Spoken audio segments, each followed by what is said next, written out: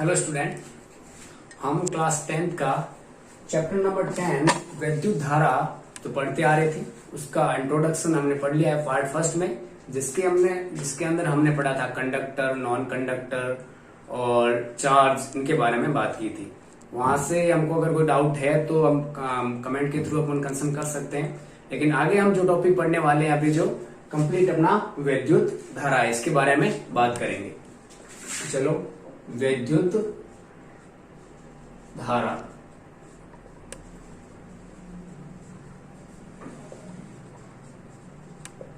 Electric current. क्या होती है इलेक्ट्रिक करंट? देखिए, हमारे पास एक मेटेलिक वायर है। मेटेलिक वायर मतलब कंडक्टर है जिसके अंदर मुक्त इलेक्ट्रॉन है, फ्री इलेक्ट्रॉन है जो फ्लो कर सकते हैं। इसके अंदर चार्ज है। ठीक है, हम बात जब विद्युत धारा की कर रहे हैं तो विद्युत धारा की एज ए डेफिनेशन क्या है कि आवेश की प्रवाह की दर को हम क्या कहते हैं? धारा कहते हैं। ठीक है, the flow of charge in पर रेट, पर पर्टिकुलर टाइम में चार्ज का फ्लो को हम बोलते हैं करंट। तो देखिए, इसको हम जो डिनोटेट करते हैं वो करंट को आई से करते हैं। ये कैपिटल आई भी कर सकते हैं और स्मॉल आई से हम कुछ भी इसमें कर सकते हैं बेटा। क्यू बाई टी, क्यों किसको रिप्रेजेंटेट कर रहा है, किसको प्रदर्शित कर रहा है? आवेश को प्रदर्शित कर रहा है। आवेश को प्रदर्शित कर रहा है। आवेश मतलब क्या है? कुलाम। क्या मात्रा है उसका? कुलाम है। टाइम हमारे लिए यहां पर जो है वह टाइम किसमें? सेकेंड में। किसमें? सेकेंड में है। देन जो हमारी करंट है, इलेक्ट्रिसिटी है, उसका जो एसआई यूनिट है, एसआई पद्धति है, जिसका हम जो जितने भी हमारे पास कंटेंट है उसके लिए जो कुछ न कोई मात्रक देती है वो हमारी एसआई पद्धति देती है, हम उसी को मानते हैं। और उसके लिए हमारे पास जो चार्ज है वो कुलाम में होना चाहिए और सेकेंड है, वो टाइम है वो सेकेंड में होना चाहिए। तब जाके जो करंट का जो एसआई मात्रक होगा, एसआई मात्रक वो क्या होगा? एम्पियर होगा। और इसको डिनोटेट करते हैं कैपिटल ए से। Okay, current Q by T मतलब कुलाम पर second, SI ampere per second. Okay, उसके बाद में हम बात करते हैं और जो एसआई मात्रक एम्पियर है। दूसरी बात, ये जो हमारे जो नॉर्मल सेल है, जैसे सेल हो गए, बच्चों के खिलौने हो गए या फिर हमारे वॉच हो गई, इसमें जो करंट होती है, धारा होती है, उसकी बहुत कम अमाउंट होती है, बहुत कम मात्रा होती है।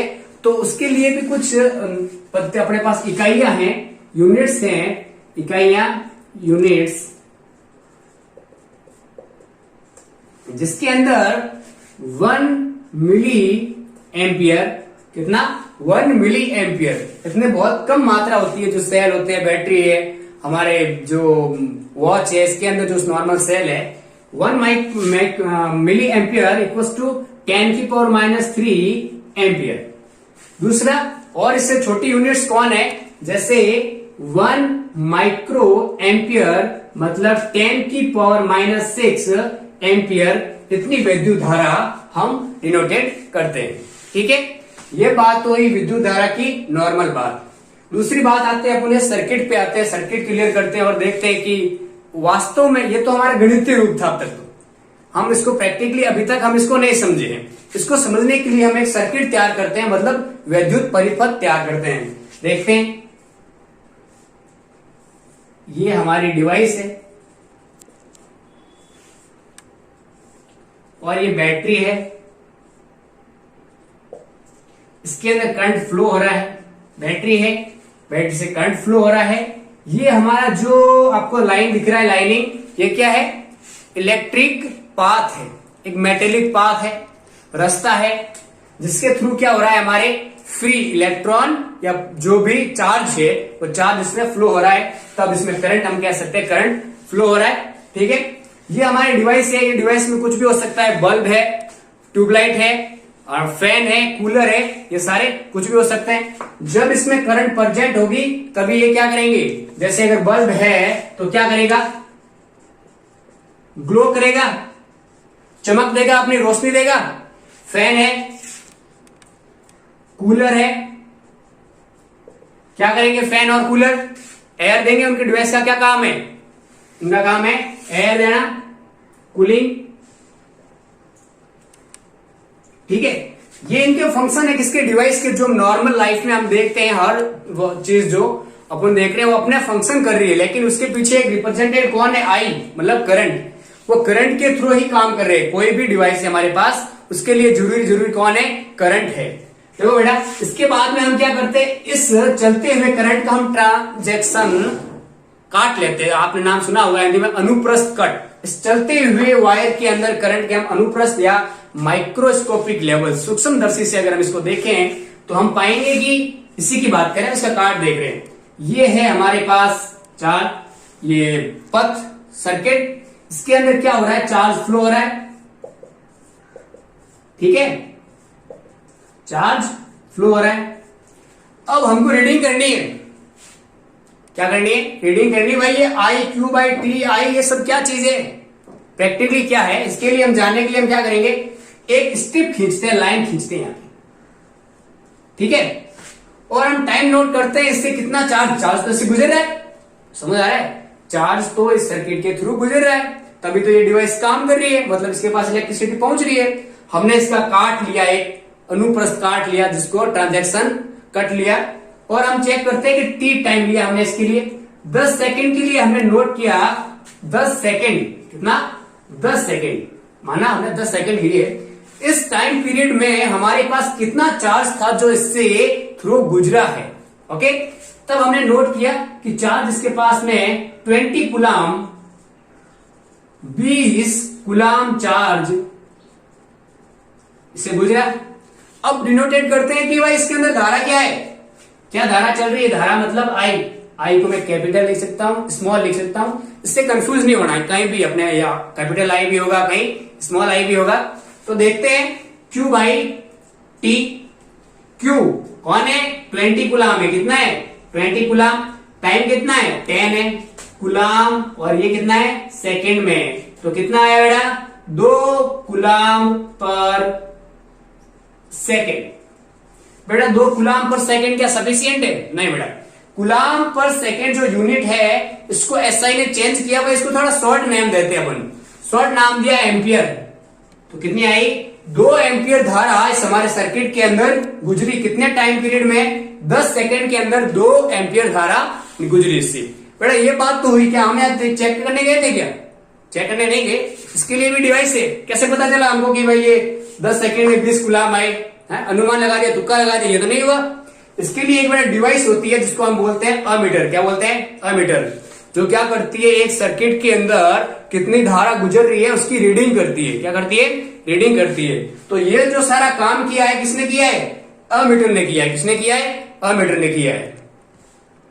चलो बेटा अब तक हम बात कर रहे थे अमीटर की बात कर रहे थे ना, एक ऐसी डिवाइस थी जो क्या कर रही थी, किसी भी सर्किट के अंदर, मेटेलिक सर्किट, कंडक्टर के अंदर चार्ज चल रहा है और उस सब की रीडिंग करके हमको बता रही थी, क्या बता रही थी कि भाई कितनी करंट फ्लो हुई है इसमें से, ठीक है। मेजरिंग यूनिट, मेजरिंग डिवाइस होती है हमारे पास, मेजरिंग डिवाइस मतलब मापक यंत्र होता है, मापक यंत्र किसका, कोई दूध का थोड़ी है, किसका मापक यंत्र है, ये इलेक्ट्रिसिटी का मापक है, जो हमारा सर्किट है वहां पे ये डिवाइस लगा रखी है, ठीक है, उसका नाम होता है अमीटर। क्या नाम होता है, अमीटर। चलो भाई ये तो डिवाइस है अमीटर, जो सर्किट है कहां लगाएंगे इसको, कैसे लगाएंगे, देख लो हमारे पास एक सर्किट है, ये सर्किट है चल रहा है, ठीक है, ये ए पॉइंट से ये बी पॉइंट से, क्या हम सर्किट को कहां लगाएंगे इसको, ऐसे तो चल रहा है, हमने इसको साइड से लगा दिया, ये लो यहां पे, ये हमारा अमीटर है। क्या करेगा अमीटर, क्या इस ए से लेकर बी तक सारी की सारी जो करंट फ्लो हो रही है उसको मापेगा क्या, ये नहीं मापेगा, ये इसका ये मेजरमेंट नहीं करेगा। बेटा अगर इसको मेजरमेंट करना, ये इसका कैसा रूप हो गया, पार्श्व क्रम हो गया, पैरेलल रूप में लगाया है।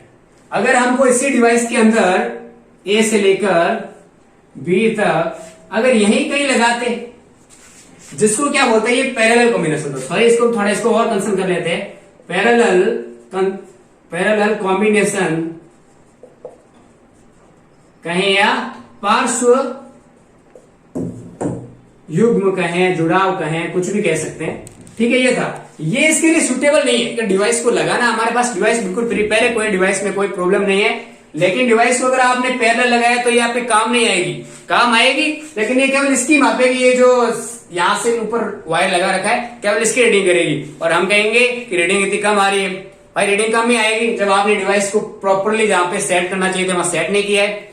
तो हमने ए और बी एक लिख लिया और इसके बीच में एक अमीटर लगाया है। अब यह अमीटर एकदम प्रॉपर कंडीशन में है और जितनी करंट इसके अंदर फ्लो होगी उनका पूरा का पूरा क्या करेगा, मेजरिंग करेगा, मापक करेगा। ठीक है, तो ये अमीटर था जो क्या करता है, श्रेणी क्रम में लगाया जाता है। कहां लगाया जाता है, श्रेणी क्रम में। बेटा ये बहुत इंपॉर्टेंट क्वेश्चन है और बहुत बार न्यूमेरिकल्स के अंदर इसका यूज अलग तरीके से करके हमको फंसाया जाता है और हमको न्यूमेरिकल से घुमाया जाता है। न्यूमेरिकल्स में ये बहुत बड़ा मायने रखता है। अभी तो ये श्रेणी क्रम बहुत नॉर्मल चीज है, सीधा पूछ ले भाई इलेक्ट्रिक सर्किट है आपको कहां लगाया जाता है कि अमीटर। नॉर्मली हम कह देंगे श्रेणी क्रम में। बहुत बड़ा क्वेश्चन आ गया, 4 लाइन का क्वेश्चन आ गया, 20 में से उसने घुसा दिया, ए और बी में से कहीं और घुसा दिया और आपने आंसर गलत लेके आ गए तो वो आपके लिए रॉन्ग रहेगा। बहुत घुमाया जाता है इसको अक्सर क्वेश्चनों के अंदर, तो इसका थोड़ा ध्यान रखना। हेलो स्टूडेंट्स, अब बात करते हैं हम डायरेक्शन ऑफ करंट। इसमें डायरेक्शन ऑफ करंट, परिपथ जो सर्किट है हमारा उसके अंदर करंट की डायरेक्शन क्या है इसका पता लगाते हैं। देखिए बेटा ये है, इसका ट्रांजैक्शन काट लिया हमने। ठीक है, तो हम जाके देखा 2 कंडीशन इसके लिए हमारे पास कितनी है, 2 कंडीशन है अलग अलग चार्ज के अकॉर्डिंग। तो बेटा फर्स्टली हमने देखा प्लस चार्ज है,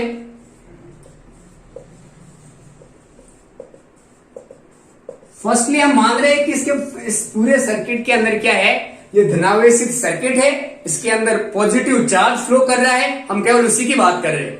जब पॉजिटिव चार्ज अगर इस डायरेक्शन फ्लो कर रहा है, मतलब अपर डायरेक्शन में अगर फ्लो कर रहा है, तो जो करंट की डायरेक्शन होगी, करंट मतलब आई, ठीक है, यहां पे कौन फ्लो कर रहा है, चार्ज कर रहा है फ्लो, और तो करंट किधर फ्लो करेगी, ठीक पॉजिटिव चार्ज के डायरेक्शन में ही करंट फ्लो करेगी।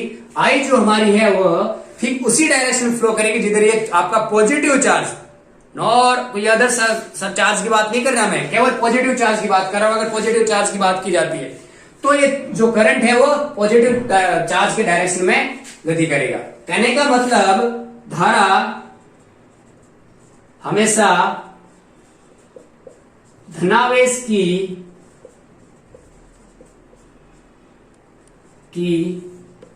दिशा में चलती है। The currents can flow with the direction of positive charge.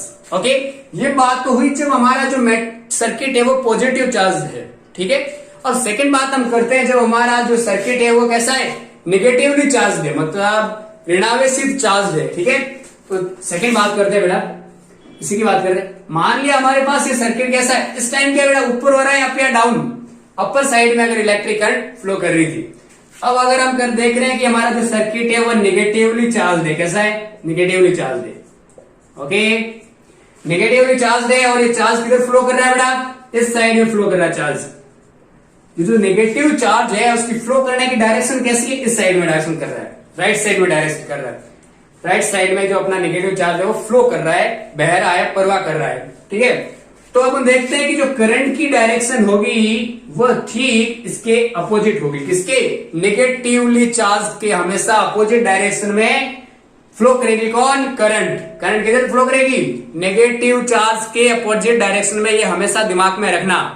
ठीक है, तो सेकेंड अपना जो रिजल्ट निकला है वो कैसा निकला है, धारा हमेशा धनावेश के दिशा में चलती है और ऋणावेश के विपरीत दिशा में चलती है।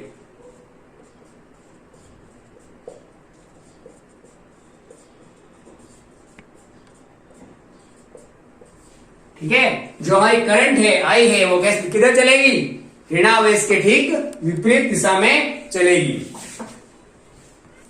हेलो बच्चों, पार्ट फर्स्ट में हमने पढ़ा था कंडक्टर, नॉन कंडक्टर, चार्ज, और अभी जो हमने बात की थी करंट की, कंप्लीट करंट खुद की जो डेफिनेशन है उसकी प्रॉपर्टीज है उसकी हमने सारी बातें कर ली है। बेटा अब वक्त आ गया हमारे कुछ क्वेश्चंस करने का। अच्छे क्वेश्चंस है, करेंगे हम, और इसके लिए पहले थ्योरेटिकल पार्ट आप कंप्लीट कर लो, और जो इसका क्वेश्चन पार्ट है वो अपन नेक्स्ट पार्ट में करेंगे, थर्ड पार्ट में करेंगे। तब तक कीप स्माइल, स्टडी।